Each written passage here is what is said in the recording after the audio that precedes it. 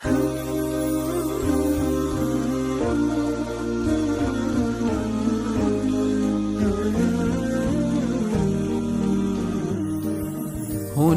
دوحة لنبي الهدى. আসসালামু আলাইকুম রহমতুল্লাহি বরকাতুহু। আজকে একটা অসাধারণ গল্প আমি আপনাদেরকে শোনাতে চাই। সাহাবাই কেরাম আজমাইন রাসূল সাল্লাল্লাহু আলাইহি ওয়াসাল্লামের প্রতি তাদের ভালোবাসা এবং সেই সাথে তারা ইবাদতকে কিভাবে মনের মাধুরী মিশিয়ে আল্লাহর সামনে নিবেদন করতেন সেই সম্পর্কে আজকে কথা বলবো। আল্লাহ রাসূল সাল্লাল্লাহু আলাইহি ওয়াসাল্লাম সাহাবাই কেরাম আজমাইনদেরকে নিয়ে বনু মুস্তালিক যুদ্ধে যখন গেলেন, সেখান থেকে যখন ফিরে আসছিলেন, এমতো অবস্থায় সবাই খুব ক্লান্ত শ্রান্ত ছিলেন। রাসূল সাল্লাল্লাহু আলাইহি ওয়াসাল্লাম সিদ্ধান্ত জানালেন যে সকলে মিলে কিছু সময় তারা বিশ্রাম গ্রহণ করবেন। আকাশে পূর্ণিমার চাঁদ, ধু ধু মরুভূমির বুকে সবাই ক্লান্ত শ্রান্ত। আল্লাহর নবী ঘোষণা করলেন, সবাই কিছুটা বিশ্রাম নাও। সবাই যখন বিশ্রামে যাবে, এমতো অবস্থায় তিনি বললেন, শোনো, আমার দুজন পাহারাদার দরকার, যারা সারা রাত পাহারা দেবে। এই কথা শুনে সকল সাহাবাই কেরাম আজমাইন হাত উঁচু করে বললেন, ইয়া রাসূলুল্লাহ, আমি পাহারা দিতে চাই, আপনারা নিশ্চিন্তে বিশ্রাম করুন। রাসূল সাল্লাল্লাহু আলাইহি ওয়াসাল্লাম তাদের মধ্য থেকে দুজন সাহাবাকে নিযুক্ত করলেন। একজন ছিলেন মুহাজির, একজন ছিলেন আনসার। রাসূল সাল্লাল্লাহু আলাইহি ওয়াসাল্লাম সেই দুজন সাহাবাকে নিযুক্ত করে তারা সবাই যখন বিশ্রাম নিচ্ছেন তাঁবুর নিচে, তাঁবু খাটিয়ে, এমতো অবস্থায় ওই দুজন সাহাবার একজনের মনের মাঝে একটি বিষয় খেলছিল, আর তা হলো তিনি আজকে আল্লাহ রব্বুল আলামিনের সাথে কথা বলতে চান। কারণ এই কদিন আরাম করে স্বাদ নিয়ে তিনি আল্লাহ সুবহানাহু ওয়া তাআলার সাথে কথা বলতে পারেননি। তিনি একটি বুদ্ধি করলেন। তিনি তার ভাই, যিনি আরেকজন পাহারাদার ছিলেন, তাকে বললেন, ভাই, আমরা একটা কাজ করলে হয় না?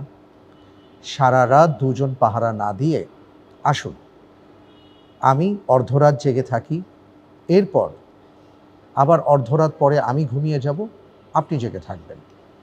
সেই সাহাবা খুশি হয়ে বললেন, ঠিক আছে, কোনো সমস্যা নেই, আমরা তাই করতে পারি। এবার সেই সাহাবা ঘুমিয়ে পড়লেন, আরেকজন জেগে আছেন। তার আজকে ইচ্ছে হলো, সবাই যখন তাঁবুর নিচে ঘুমিয়ে আছেন, সবাই যখন বিশ্রামে চলে গেছেন, এই তো সুযোগ মহান রবের দরবারে দাঁড়িয়ে দুফোঁটা চোখের অশ্রু ফেলে কিছু কথা বলার। সেই সুযোগটা তিনি কাজে লাগালেন। তিনি সালাতের মধ্যে দাঁড়িয়ে গেলেন। তাঁবুর ভিতরে মিটমিট আলো জ্বলছে, দূর থেকে একজন সালাত আদায় করছেন। কি অসাধারণ দৃশ্য! আকাশের চাঁদ, পূর্ণিমার চাঁদ দিয়ে ভরে উঠেছে পুরো জায়গা। ধুধু মরুভূমির বুকে একদল মানুষ, যারা তাওহীদের বার্তা নিয়ে দিক বিদিক ছুটে বেড়াচ্ছেন। এমতো অবস্থায় কাফেরদের পক্ষ থেকে দুজন গোয়েন্দা পাঠানো হলো। তাদের মূল বিষয়টা ছিল যে আসলেই মুসলিম সৈন্যবাহিনী কি ঘুমিয়ে পড়েছে নাকি তারা জেগে আছে। যদি তারা ঘুমিয়ে পড়ে তাহলে তাদের উপর আক্রমণ করা হবে, আর যদি তারা জেগে থাকে তাহলে ফিরে আসা হবে। এই কথা চিন্তা করে ওই দুইজন অথবা তিনজন গোয়েন্দা যখন দূর থেকে এই বাহিনীকে ফলো করছিল, এমতো অবস্থায় তারা খেয়াল করে দেখল একটা তাঁবুতে মিটমিট করে আলো জ্বলছে এবং সেখান থেকে দূরে কিছু একটা দাঁড়িয়ে আছে। তাদের মাঝে কথোপকথন হলো। তারা ভাবছে যে এটা কি মানুষ না কোনো বৃক্ষ, পরীক্ষা করা দরকার। যদি বৃক্ষ হয় তাহলে নিশ্চয়ই সবাই ঘুমিয়ে পড়েছে, আমরা তাদেরকে আক্রমণ করতে পারবো। আর যদি মানুষ হয় তাহলে ফিরে যাব।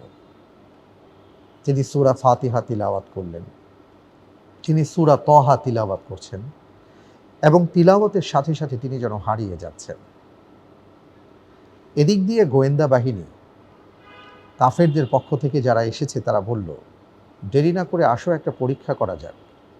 আর সেই পরীক্ষাটা হলো আমরা দূর থেকে তীর নিক্ষেপ করব যা দাঁড়িয়ে আছে তার দিকে খেয়াল করে।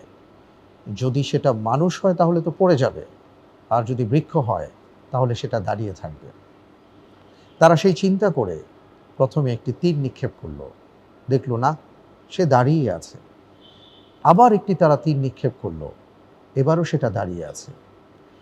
এবার তারা ভয়ঙ্কর একটা সিদ্ধান্ত নিল। দূর থেকে তারা একটা বর্ষা নিক্ষেপ করলো। সেই বর্ষা নিক্ষেপ করার পরে তারা খেয়াল করলো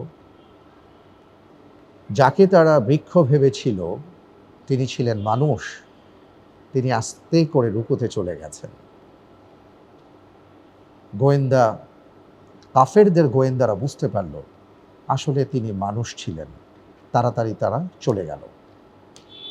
আর এদিকে কিছুক্ষণ পর যেই সাহাবা সালাতরত অবস্থায় ছিলেন তিনি তার পাশের সাহাবাকে ডাক দিয়ে বললেন, ভাই তাড়াতাড়ি উঠেন, আমার সর্বনাশ হয়ে গেছে। সেই সাহাবা ধর্মর করে উঠলেন, চিৎকার করে উঠলেন। তিনি বললেন, ভাই এটা তোমার কি করে হলো? তুমি কেন এইভাবে রক্তাক্ত হলে? কেন তুমি আমাকে ডাকলে না? আমি তো একটু শুয়েছিলাম, আমাকে ডাকলেই পারতে। কারা তোমার এত বড় সর্বনাশ করলো? তিনি বললেন, ভাই আসলে আপনি যখন ঘুমিয়ে পড়েছেন আমি চিন্তা করেছি কয়েকদিন ধরে তো সালাত আদায় করা হচ্ছে না খুব আরাম করে, খুব মজা করে, তাই চিন্তা করলাম 2 রাকাত সালাত আদায় করি। সেই সালাতের মাধ্যমে আল্লাহ রব্বুল আলামিনের সাথে কিছু কথা বলি। আমি যখন সালাত আদায় করতে দাঁড়ালাম, আল্লাহু আকবার বললাম, আমার মনে হলো পৃথিবীর সবাই ঘুমিয়ে পড়েছেন, পৃথিবীর সব এখন চুপ হয়ে গেছেন, পৃথিবীর সবাই এখন নিশ্চুপ। আল্লাহ রব্বুল আলামিনের ফেরেশতাগণ এখন কর্মরত। আল্লাহ সুবহানাহু ওয়া তাআলার পক্ষ থেকে অবারিত ধারায় মানুষের উপর তিনি রহমত নাজিল করছেন। আমি এই সুযোগটা হাতছাড়া করতে পারি না। এই কারণেই আমি সালাতের মাঝে হারিয়ে গেলাম। আমি যখন তিলাওয়াত করছিলাম এক একটা তিলাওয়াতে আমি হারিয়ে যাচ্ছিলাম। এমতো অবস্থায় হঠাৎ করে আমি খেয়াল করলাম যে আমার ডান হাতে একটা তীর বেঁধে গেছে। আমি সালাত পরিত্যাগ করলাম না।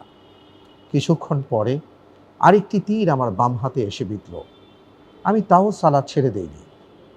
কিছুক্ষণ পরে খেয়াল করলাম একটি বড় বর্ষার আঘাত আমার উরুতে আঘাত করে, আমার চামড়া ভেদ করে, গোশত ভেদ করে হাড়ে গিয়ে আঘাত করেছে এবং সেখান দিয়ে ফিনকি দিয়ে রক্ত বের হচ্ছে। আমি সালাত শেষ করে দিলাম এবং তোমাকে ডাকলাম। কেন জানো?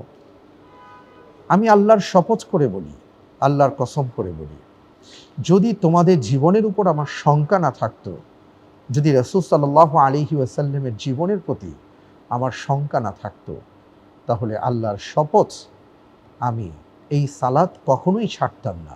আমি এমতো অবস্থায় শহীদ হয়ে যেতাম। কারণ সালাতে এতটা স্বাদ পেয়েছি আমি তোমাকে ভাষায় বোঝাতে পারবো না।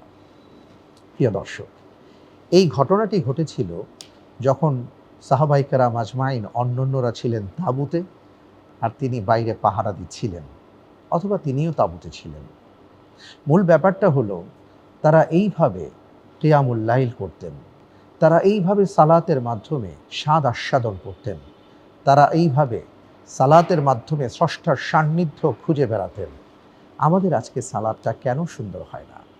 এই গল্প থেকে আসুন আমরা একটা শিক্ষা লাভ করি। আমাদের সালাতটা যেন সুন্দর হয়, আমাদের ইবাদতটা যেন সুন্দর হয়, আমরা সেইভাবে ইবাদত করার চেষ্টা করি। মহান রব্বুল আলামিন আমাদের সবাইকে সেই তৌফিক দান করুন। আমিন। আসসালামু আলাইকুম ওয়া রাহমাতুল্লাহি ওয়া বারাকাতুহু।